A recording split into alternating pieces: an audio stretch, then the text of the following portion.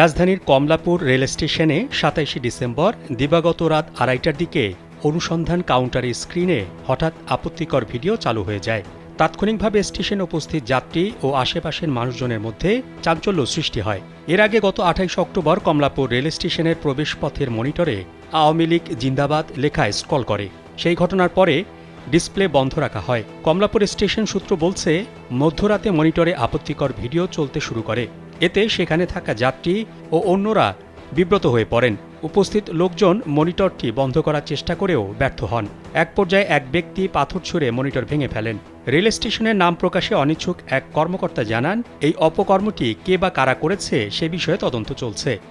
ক্যামেরায় wow, style দেখাও, Xenon X21 পারলে ঠেকাও।